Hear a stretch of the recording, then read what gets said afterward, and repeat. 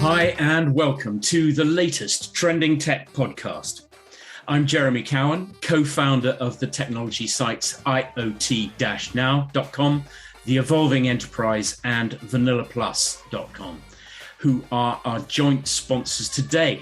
It's great to have you here for the latest, sometimes serious, sometimes light-hearted look at digital transformation for enterprises. And today, it's a pleasure to be joined on the pod by Krug, Director of Shared Services at Couchbase. Couchbase is described as the modern database for enterprise applications. So as we tackle a topic that is literally mission critical, Perry, welcome to the Trending Tech podcast. Fantastic, Jeremy. Thank you so much for having me on. And I'm delighted we also have here Ash Finnegan, who is Digital Transformation Officer at Conga. Conga delivers scalable revenue lifecycle management solutions, and I've been practicing saying that, to help companies, as they say, crush operational complexity. I really like that description. We should do more crushing of complexity. Ash, it's good to have you on the podcast too. Hi, Jeremy. Yeah, it's great to be here. Thank you for having me. Well, first, we're going to look at the big picture on the tech scene. I want to look at two recent tech news stories that you've brought along. And then we're going to discuss the problems and solutions for enterprises delivering digital transformations, and also the difficulties for companies deploying artificial intelligence in revenue operations. And when all that's covered, in our closing What the Tech section, we'll probe a couple of stories that amused or amazed us. So what have you spotted in the news lately, Perry, and where did you find it? Sure, Jeremy. So we came across an article by McKinsey, the worldwide renowned consulting firm, looking back over the last couple of years on the digital transformation that's been going on for much longer than that, and really looking at what do businesses need to consider now, and also where are some of the leaders having the most success. Entitled Three New Mandates for Capturing a Digital Transformation's Full Value by McKinsey. Came to no surprise. It's good validation that something like 9 in 10 organizations have pursued a major digital transformation in the last 2 years. Right, we saw that happening pre-pandemic, and it has accelerated dramatically because of some of the situations that the pandemic forced us into in terms of remote working and hybrid working, in terms of supporting consumers in services that they were no longer able to obtain in person. And it really forced some of the legacy organizations on the edges that were maybe not investing as heavily or not being quite as bold, really forced them, some would say, kicking and screaming into the digital age, because they had no other choice when the world shut down for 2 or more years in some cases.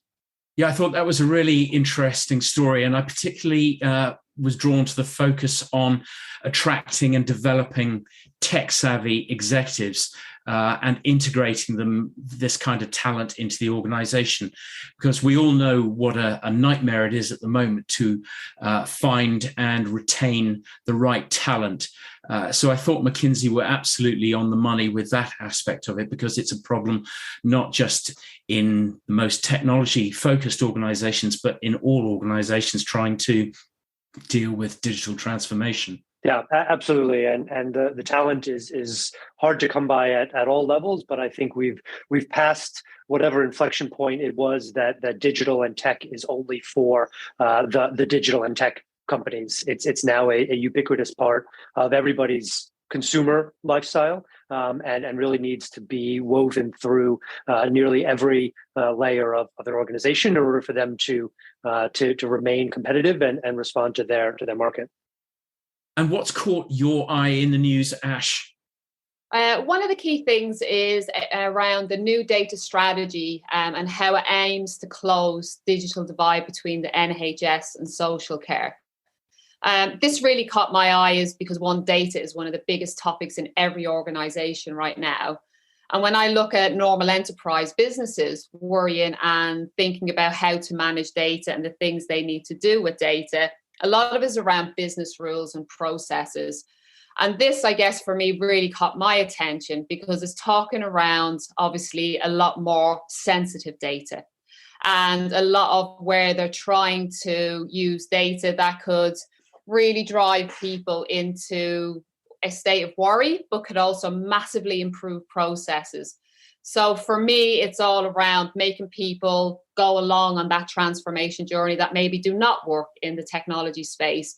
And the commitment the NHS is making people to feel safe, to want to share data, that systems and technology is moving in a way that can really protect people and enable them to scale and share information, which are very siloed across the NHS and social care. For anyone who's not listening in the UK, the NHS is the National Health Service, which is the UK's nationwide social care and healthcare scheme, and obviously has access to an extraordinary amount of data, but there are clearly sensitive aspects to sharing that data, so it comes to a government level for discussion. Thank you, Jeremy. And yeah, I guess for me, it's the really caught my eye is that actually to see the government want to actually take on this challenge and build up confidence with obviously people, but also within the systems. There's always been a gap with the NHS and the reputation that the public sector aren't transforming as well as they should be. So this focused approach and actually giving it not just around the data, but it's how it's shared, accessed and updated is going to be a really interesting challenge for the government in areas where they have been proven to not be very successful. Yeah, this could be enormously, well, it's not too strong to say it could be game-changing for the health service in terms of the quality of care it could offer, but there will be, I'm sure, an awful lot of political discussion to be had. Yeah, definitely. Right, let's turn to the core of today's podcast, which, as I said before, is about the problems of digital transformations. I mean, we hear all the time about the growing number and importance of enterprise digital transformations. I'm going to call those DX for short. For example, I learned the other day from Couchbase that investments in DX are expected to increase by something like 50% year on year in the next 12 months, which is an extraordinary investment uptick. Yet it seems that transformations often have their difficulties, don't they? Companies, of course, prefer the term challenges, but let's call a spade a spade. Some of these are significant problems. Perry, on the one hand, we hear that DX investments are booming, but confusingly, we also hear that more than $4 million worth of waste is experienced every year just in the UK on failed, delayed, or scaled back projects. Why? Why is this? Well, I mean, I think it's fair to say that as the exposure to DX increases, and we see that with the investment increasing and the range of organizations trying to take advantage of that, trying to follow in the footsteps of some of the leaders who have been doing it for years, or in fact built their entire business around it. As that pyramid expands, there's more opportunity for churn and more opportunity for mistakes or missteps along the way. 4 million sounds like a large number, but I think we're always going to see some degree of either attrition or scale back projects or challenges, as you tactfully put it, in each individual organization going along. There's no playbook. There's no specific textbook that says if you do this in this way, it will result in that. There's so many other factors, but that doesn't change the real world situation that organizations are being forced and are taking opportunities to take their own digital transformations on board. And there's still a very large portion that are reaping rewards from it by doing it in the best ways that they can and focusing on the right areas for innovation. And apparently in the past year, and I'm sorry if we're stat heavy today, but nearly 4 out of 5 enterprises have improved their end user experiences So speaking as a consumer who I have to confess gets rather frustrated with enterprises who clearly haven't tried using their own websites, and I'm looking at you, airlines and insurance companies, I'm encouraged to hear of these improvements. I mean, can you give me some hope here, Perry? Give me an example of an enterprise or a vertical that's making this a priority area. Yeah, I think it's the fact that you're not pulling your hair out every single time you go online. That's indicative of the progress that we're making. It makes those laggards stand out even more, and I completely agree with you and feel your pain, especially being at a company that our bread and butter, what we focus on is helping make those end user experiences better. I go to some of these websites, banks especially, travel websites, and I can just see all the obvious areas for improvement, and I wonder why, as you said, these companies aren't using their own websites. But in terms of hope, I think it's maybe we don't talk about all of the positives and all of the really nice experiences that we're having, because they've just become ubiquitous in our life. We bounce from Facebook to Instagram to LinkedIn to YouTube to Netflix, and everything by and large just works, and we don't notice it, so we don't stand out. Then we drop onto and I won't name or shame some of the mortgage institutions that I've been dealing with lately, but we drop into their estate, and the app looks different than the website does. You can only update one part of your profile over there. You have to print out, sign, and post an application when their competitors allow for all of that to be done digitally and online. So we're still in a massive change management world right now. We're still in a massive period of churn where there are those laggards and those organizations that just haven't quite figured out either that they need to do it, or maybe they figured out that they need to, but they just don't know where to start. And it's troubling, but they are quick to be disrupted and are soon to be put out of business because, as you say, we as consumers, the power is in our hands to switch from one to another. Yeah. Yeah, I was struggling with an airport parking site yesterday, trying to find the difference between registering and logging in, because they asked me to do both through the same click. But when you went through, there was only one option, and I wasn't the right person. I hadn't qualified. So it was incredibly frustrating. Now, I guess the pandemic, I mean, to look on the positive side, the pandemic has pushed us all, and I include my company in this, to transform digitally. And we've been pushed hard with it, with enterprises seizing DX opportunities that probably wouldn't even have seemed possible in 2019. And the obvious factors include starting hybrid working and migrating to the cloud. And yet we've done so much of that successfully. So I shouldn't be churlish and overlook what has been achieved. Are there any other factors, Perry, that have been important that you'd want to mention, like switching to 5G private networks or edge compute or something I haven't mentioned? Yeah, no, I mean, I agree with all of that, Jeremy. I would re-highlight or refocus on the consumer changes that have happened over the pandemic, and those are really what are driving businesses to enact these changes and deliver, either for their employees, for their workforce, or for their markets. The tech industry was once a young person's game, and all of these organizations who served different communities that were not as technologically focused have just become so in the last 2 years, right? They haven't had a choice in order to keep the businesses keep doing their business and the consumers keep consuming. Everybody has had to become much more aware of the role that technology plays in our lives, and I think that has ripped the covers off of some of these areas that have been less well served and are struggling or focusing on catching up. Yeah, I think people have got away with it for a number of years. And there's an old saying about when the tide goes out, you can see who's been swimming naked. Exactly.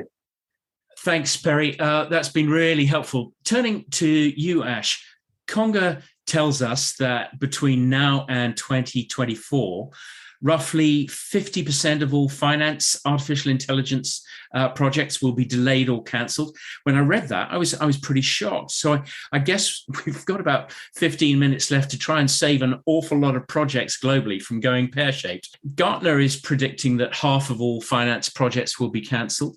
That's a shocking statistic. Why is this affecting AI so badly? I think it is because AI is a big trend, and a lot of times what happens with trend, the world feels they need to be doing it. And a lot of the time, a lot of organizations are not ready. Especially when you go to AI, you've got the, upfront infrastructure. You need the talent in your business because it takes a lot of work. You need to continuously monitor it and stay on top of it. And organizations are simply not ready. But the biggest failing point is all around our current data structures. AI is only as good as the data is looking at. And many organizations need to get a handle on the data, where it is, understand how much processes they can automate, how many systems they can get integrated to be able to drive that real intelligence. So organizations need to get a handle on their data, but also get a handle on what are they trying to learn? What are the data sets and what is going to provide the information that's going to help them drive business decisions using AI. So it's kind of the cart before the horse. When it comes to AI, they should be very much focused on data ingestion and handling, getting a clear data architecture, looking at the flow of data from multiple systems, from multiple teams to multiple processes, get the alignment, get the understanding, then start to look at some basic standard machine learning algorithms, train teams up, get them used to using them, and then look to the remediation stage. Well, now what are you going to do? So they're the 3 stages of an AI project. The majority of business are on step 1, which is getting a handle of that data. So is the use of business process outsourcing for AI rising significantly? And if so, how much is it increasing and why? I think a lot of it is trying to get the handle on the data. People are looking for that expertise. Like we said, there's either lack of bandwidth or lack of talent in the organization that have that true understanding.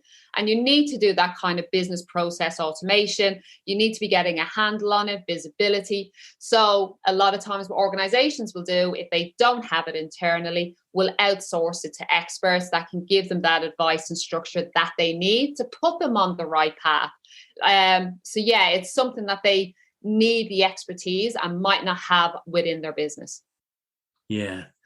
So should finance leaders spend time adapting their revenue operations transformation by assessing their current digital maturity? Is that getting a handle, as you say? Do people really think that automation will solve their problems, or are they being a bit naive? No, I do think an assessment is really, really important, but not just around process automation. When we do a transformation assessment, we do it around a kind of a 5-step framework. What we want to do is get a handle on understanding of the data set. So there's an assessment framework around creating the unified data model. So we understand where all the systems are, we understand where the data is, how it moves, how it's kind of organized within the business, to understand that level of maturity within an organization. The next stage will be is how many processes might be happening away from systems, such as sending out documents. A lot of the time, parts of those processes get done in Outlook, people generate them, and there's no visibility all the time. So how much of those processes are within the system? Then we look at automation, and that's where we look at the processes and the people in a lot of detail. Then we look at integration. It's great to fix one department and get their data right and make sure they're in the system with all their documents and they're automating their processes.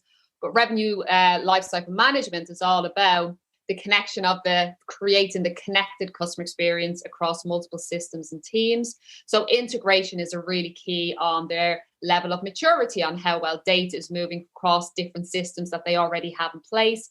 And then we do the assessment around intelligence. What do they have today? Where do they want to get to? So by breaking down an assessment into kind of stages and assessing different levels of maturity, because some people are more mature at different stages, it's really important to do the assessment to be able to get a handle on the size of the project and then look at a crawl, walk, run. what's realistic on data configuration, what's realistic on all your document management and systemizing everything, process automation, integration, and have a 5-step strategy that's taking you to that unified data model that makes AI more of a reality. I think that's really helpful. 5 steps will be something that I'm sure we can all refer to now. Ash, thank you. We've reached the What the Tech section of the pod. And after a fairly serious discussion, let's just look for a moment at what in the world of tech has amazed or amused us lately. Ash, perhaps you go first. What amazing tech news have you seen? I guess the one that amused me the most was getting people back to work by using plants, which I thought was really, really strange. That's right. Yeah, I see so many organizations trying to get people back in, and food used to be the key driver to get people kind of motivated. It works with me. Yeah, exactly. So I do think a lot of people after COVID are kind of now conscious of being out and about and getting fit and healthy again. But I thought plants was quite a strange one. I don't know if it's something that would get me into the office, but it seems to be working for some. So that story was on wired.co.uk. I think the headline is "Employers are luring workers back to the office with plants." We'll put links to all of these stories in the transcript, so anybody who wants to read them for themselves, they can find it. Like you, I love that. It shows a slight change of expectation and motivation.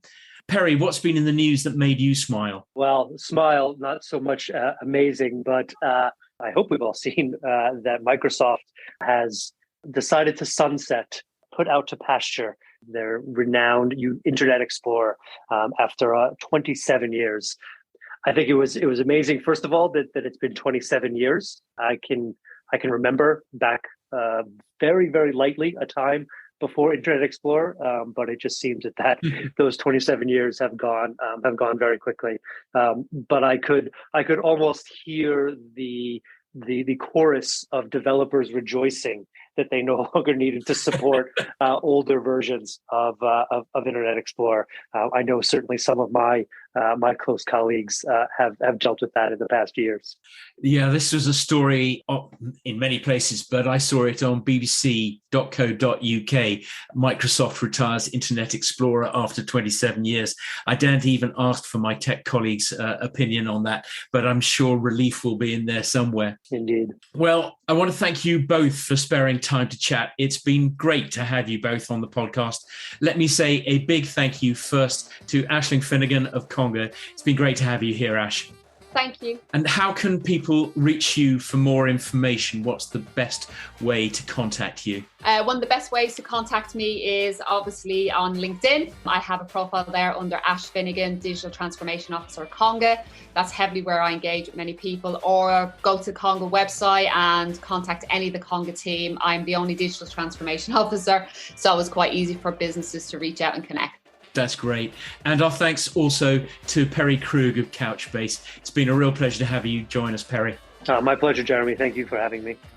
And where can people find you? Yeah, like Ash, I'm all over LinkedIn. I'm also just very simply Perry at couchbase.com. So I welcome you to reach out. Well, of course, thank you too to our audience around the world. Don't forget, you can subscribe to the Trending Tech podcast wherever you found us today. And although it may not seem a big deal to anyone else, it would mean the world to us if you could give us a 5-star rating and leave a review. It helps new listeners find us to join our growing global audience. Many thanks if you can. So until next time, keep safe, keep checking IoT-now.com, the EE.ai, and vanillaplus.com, where you'll find more tech news, plus videos, top-level interviews, event reviews, and much, much more. And join us again soon for another Trending Tech podcast looking at enterprise digital transformations. Bye for now.